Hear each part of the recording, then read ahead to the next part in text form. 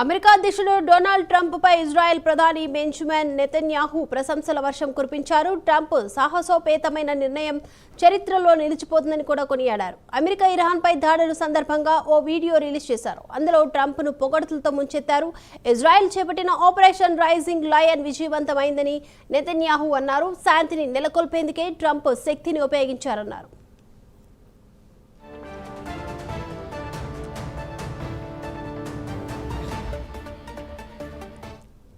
Congratulations, President Trump. Your bold decision to target Iran's nuclear facilities with the awesome and righteous might of the United States will change history. In Operation Rising Lion, Israel has done truly amazing things. But in tonight's action against Iran's nuclear facilities, America has been truly unsurpassed.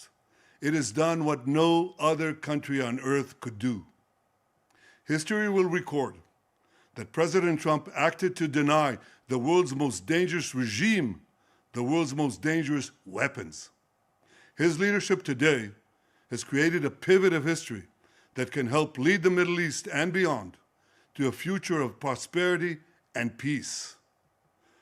President Trump and I often say, peace through strength. First comes strength, then comes peace. And tonight, President Trump and the United States acted with a lot of strength. President Trump, I thank you. The people of Israel thank you. The forces of civilization thank you. God bless America. God bless Israel. And may God bless our unshakable alliance, our unbreakable faith. Congratulations, President Trump. Right. America అధ్యక్షుడు Donald Trump పై Israel ప్రధాని Benjamin Netanyahu ప్రశంసల వర్షం కురిపించారు. Trump సాహసోపేతమైన నిర్ణయం చరిత్రలో నిలిచిపోతుందంటూ కూడా కొనియాడారు. అమెరికా ఇరాన్ పై దాడుల సందర్భంగా ఒక వీడియో రిలీజ్ చేశారు. అందులో ట్రంప్ ను పొగడ్తలతో ముంచెత్తారు. ఇజ్రాయెల్ చేపట్టిన ఆపరేషన్ రైజింగ్ లయన్ విజయవంతమైందని కూడా నెతన్యాహు అన్నారు. ఈ అంశానికి సంబంధించి వివరాలు అప్డేట్స్ అందించడానికి మా అసోసియేట్ ఎడిటర్ రాజు సిద్ధంగా ఉన్నారు. రాజు, రైట్ దీపిక, మొత్తానికి ఏదైతే అమెరికా ఇజ్రాయెల్ కి సపోర్ట్ గా ప్రస్తుతానికి ఇరాన్ మీద దాడులు చేయడం, అంతేకాకుండా అక్కడ ఉన్నటువంటి 3 అణుస్థావరాల మీద దాడి చేసి వాటిని ధ్వంసం చేసినటువంటి నేపథ్యం. అంటే ఇరాన్ లో ఉన్నటువంటి ఫోర్ట్ కావచ్చు, అలాగే నతాంజు, ఇస్ఫాహాన్ అనేటటువంటి ఈ 3 అణుకేంద్రాలపై అమెరికా భీకరమైనటువంటి దాడులు చేసినటువంటి పరిస్థితి. దీన్ని ట్రంపే స్వయంగా తన ట్విట్టర్ ఖాతా ద్వారా, అలాగే నిన్న రాత్రి జాతిని ఉద్దేశించి ప్రసంగించేటటువంటి సందర్భంలో ఆయన స్వయంగా ప్రకటించినటువంటి పరిస్థితి.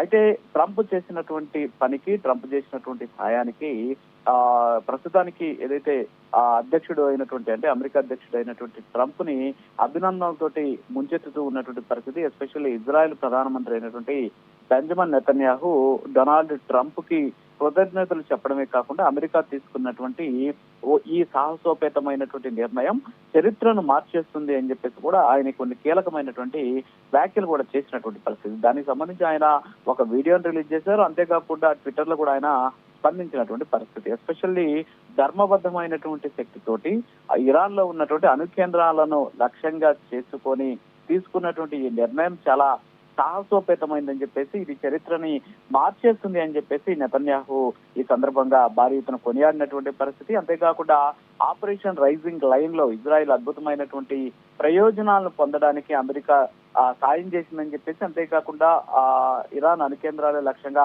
అమెరికా చేసినటువంటి దాడులు అనిర్వచనీయమైనవి, అంతేకాకుండా అద్వితీయమైనవి అని చెప్పేసి ఆయన చెప్పడంతో పాటు భూమి మీద ఉండేటటువంటి ఏ దేశం కూడా చేయలేనిది అమెరికా చేసింది అని చెప్పేసి ఆయన తీవ్ర స్థాయిలో కొనియాడినటువంటి పరిస్థితి. ఎస్పెషల్లీ ప్రపంచంలోనే అత్యంత ప్రమాదకరమైనటువంటి ఆ పాలనను, దాని వద్ద ఉన్నటువంటి ఆయుధాలను అంతం చేసేందుకు ట్రంప్ వ్యవహరించినటువంటి తీరు చరిత్రలో నిలిచిపోతుంది అని చెప్పేసి ఆయన చెప్పినటువంటి పరిస్థితి. ముఖ్యంగా ఇటీవల కాలంలో శాంతి మాత్రం ట్రంప్ జపిస్తూ ఉన్నారు, నోబెల్ శాంతి బహుమతి కోసం ఆయన ప్రయత్నిస్తున్నారు అని వస్తున్నటువంటి వార్తల నేపథ్యంలో ఆ అంశాన్ని కూడా ఇక్కడ నెతన్యాహు చెప్పినటువంటి పరిస్థితి.